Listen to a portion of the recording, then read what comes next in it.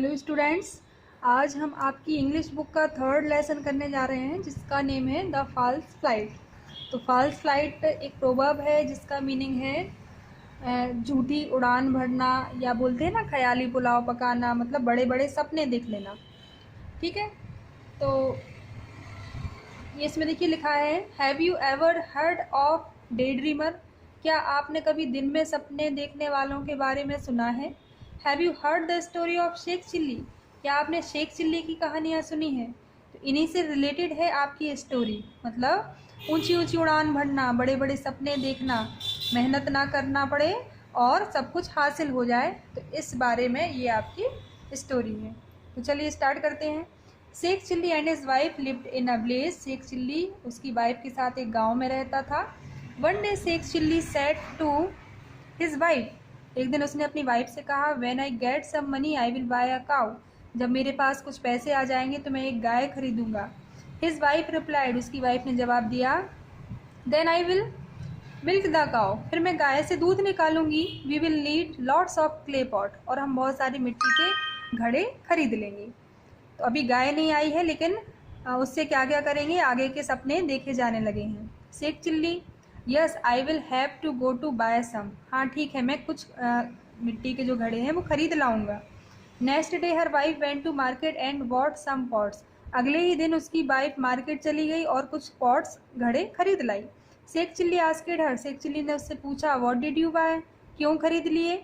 I what 5 pots, मैंने 5 pot खरीदे हैं। वो बोलती है, 1 फॉर मिल्क, एक में मिल्क, दूसरे में बटर मिल्क जो छाछ होती है, मिल्क से बनती है। 1 फॉर बटर, एक में मक्खन रखूँगी, एंड द 4th घी, और चौथे में घी रखूँगी। What is the 5th one, उसने पूछा कि और 5वां किस लिए है? That is for carrying some milk to my mother's, said his wife, उसकी वाइफ ने जवाब दिया, 5वां जो है उसमें मैं अपनी माँ के लिए दूध ले जाऊँगी, ऐसा उसने बोला। What carry milk to you mother, how long have you been doing that? तो शेख चिल्ली क्या बोला, क्यों अपनी माँ को क्यों ले जाओगी और कब से ऐसा कर रही हो? Have you got my permission, तुमने मेरी परमिशन क्यों नहीं ली? शाउटेड शेख चिल्ली, शेख चिल्ली उस पर चिल्ला पड़ा। His wife retorted, there is no need for your permission, उसकी वाइफ ने क्या जवाब दिया चिढ़कर, आपकी परमिशन की क्या ज़रूरत है? Sheikh Chilli's face turn red and grabbed the pots one by one and smashed them all against the wall. Sheikh Chilli को इस पर गुस्सा आ गया, उसने सारे मटके छीन लिए और एक एक करके सारे तोड़ दिए, जमीन पे पटक कर तोड़ दिए, उसने दीवार से मार दिए कुछ। तो इस तरीके से उसने सारे पॉट बर्बाद कर दिए। इसके बाद the wife retorted, I am the one who takes care of the cows and milk, क्या बोलती है, मैं ही वो हूँ जो गायों की देखभाल करती हूँ, दूध निकालती हूँ। I will do what I wish with extra milk, तो एक्स्ट्रा मिल्क का जो करना होगा वो मैं ही करूँगी। You fool, I work a sweet all the day and buy a cow. अब हस्बैंड क्या बोलता है, शेख चिल्ली, तुम मूर्ख हो क्या, मैं पूरा दिन काम करता हूँ, पसीना बहाता हूँ एंड गाय की देखभाल करता हूँ, मैंने ही गाय खरीदी है। And you give away the valuable milk to your mother, और इतना कीमती जो मिल्क है वो तुम अपनी माँ को देने जा रही हो। Roared the husband a neighbour came to their house, roared the husband a neighbour came to their house, तो हस्बैंड को चिल्लाते हुए सुनकर एक पड़ोसी उनके घर में आ गया।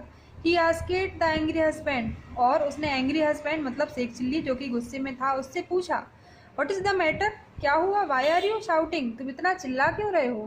This woman is giving away the milk from our cow to her mother, तो क्या बोलता है शेख चिल्ली कि इस औरत को देखो, ये एक्स्ट्रा मिल्क जो गाय से मिल रहा है वो अपने माँ को देने वाली है। The never asked your cow, तो पड़ोसी आश्चर्य से पूछता है कि योर काउ मतलब कौन सी गाय, अभी तक तो कोई गाय है ही नहीं। Yes the cow I am going to buy when I have enough money, तो शेख चिल्ली उसको रिप्लाई करता है कि हाँ वही काउ, वही गाय जो मैं खरीदने वाला हूँ जब मेरे पास इनफ मनी हो जाएगी, पर्याप्त पैसा हो जाएगा। ओ दैट वन, अच्छा वो वाली। You don't have a cow yet, मतलब अभी तक तुम्हारे पास कोई गाय है नहीं। डू यू, है क्या? सेड द नेवर, ऐसा पड़ोसी आश्चर्य से बोलता है।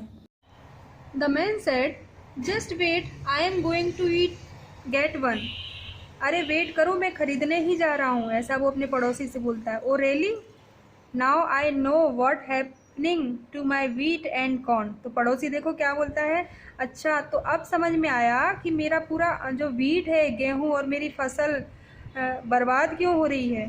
Set the never picking up a stick and threshing his never. एक स्टिक उठाई उसने और अपने नेवर पर, पड़ोसी पर उसको मारते हुए उसने ऐसा बोला कि अब पता चला मेरी फसल कौन खा रहा है। Stop stop, why are you beating me. तो शेख चिल्ली बोलता है, रुको, मुझे पीट क्यों रहे हो। Your cow it's been eating all the wheat and corn in my courtyard and you are letting it.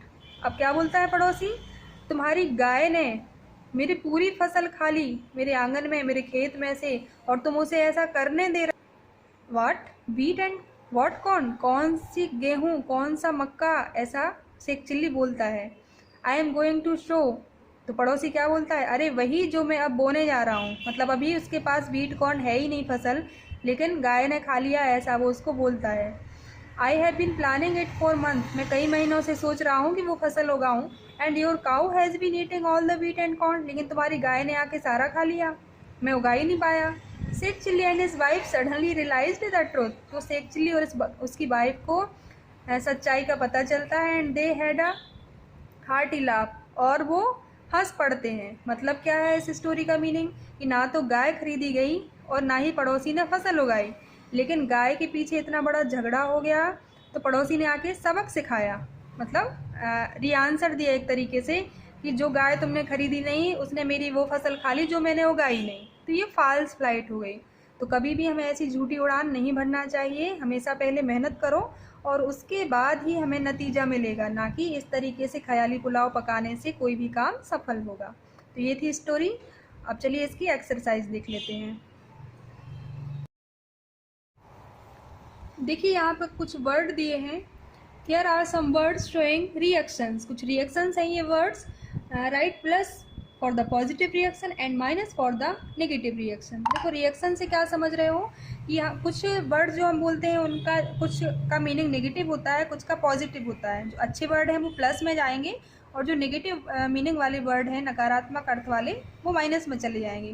जैसे आवफुल, यहाँ पे दर्दनाक जो शब्द है तो नेगेटिव मीनिंग वाला है, तो इसलिए माइनस कर दिया इसको। अमेजिंग, बहुत अच्छा, प्लस। टेरिबल, दुखदायक, माइनस है। एक्सीलेंट मतलब बहुत बढ़िया, तो प्लस में जाएगा। टेरिफिक कष्टकारी, तो माइनस में। सुपर्ब शानदार, तो प्लस में। रिमार्केबल यादगार, जो याद रहे हमेशा, अच्छा काम, तो प्लस में। और नॉनसेंस मूर्खतापूर्ण काम, तो वो माइनस में। इस तरीके से देखिए क्वेश्चन आंसर देखते हैं। फर्स्ट है what was Sheikh Chilli's plan. Sheikh Chilli का प्लान क्या था, तो गाय खरीदने का प्लान था। तो यहाँ पर देख लीजिए, ये देखिए यहाँ पे लिखा है ना कि आई विल बाय अ काउ। तो इसका आंसर हो जाएगा, मैं बोल रही हूँ आप सुन लीजिए, क्योंकि यहाँ से थोड़ा सा डायरेक्ट नरेशन दिया है तो आंसर निकालना थोड़ा टफ है। तो इसका आंसर हो जाएगा the Sheikh Chilli's plan was about to buy a cow. Sheikh Chilli का प्लान एक गाय खरीदने का था। इस तरीके से हो जाएगा इसका आंसर। फिर सेकंड है how many pot did Sheikh Chilli's wife buy. उसकी वाइफ ने कितने पॉट खरीदे थे, तो Sheikh Chilli's wife bought 5 pots, ये इसका आंसर हो जाएगा।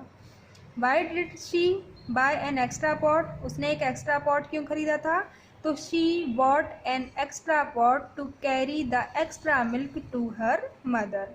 एक्स्ट्रा मिल्क वो अपनी माँ के पास ले जाना चाहती थी, इसलिए उसने एक्स्ट्रा पॉट खरीद लिया था। फोर्थ क्वेश्चन है what made the husband so angry. Husband को गुस्सा क्यों आ गया, तो इसका आंसर हो जाएगा because her wife wanted to carry the extra milk to her mother, so the husband become angry. उसको पता चलता है कि उसकी जो वाइफ है वो एक्स्ट्रा मिल्क अपनी माँ को देना चाहती है, तो ये सुनकर उसको गुस्सा आ जाता है। फिर से सुन लीजिए, the husband become angry because he knew that her wife was about to carry extra milk to her mother. दो तरीके से मैंने इसका आंसर बोला है, आप रिवर्स करके दोनों आंसर सुन सकते हो। फिर फिफ्थ क्वेश्चन है why did the neighbour start hitting Sheikh Chilli. Neighbour ने, पड़ोसी ने शेख चिल्ली को क्यों मारना स्टार्ट कर दिया, तो वो रियलिटी नहीं थी, वो उसको सबक सिखाना चाहता था। तो इसका आंसर हो जाएगा because her cow which Sheikh Chilli was about to buy has eaten all his crop which he was about to sow. वह गाय जो शेख चिल्ली खरीदने वाला था, उसने उस फसल को जो उसका नेबर बोने वाला था उसको खा लिया था, इसलिए वो शेख चिल्ली को उसने मारना स्टार्ट कर दिया। ठीक है, तो रिपीट करके आंसर सुनिए आप लोग। ये क्वेश्चन आंसर हो गए। यहाँ पर कुछ सेंटेंस दिए हैं, तो ये आप लेसन में से कंप्लीट करिएगा। सेंटेंस लेसन स्टोरी में से मिल जाएंगे, इनको कंप्लीट करना है। सभी ने नाउन्स पढ़े हुए हैं, तो इनको कॉलम को कंप्लीट करना है। Person, place, animal and thing.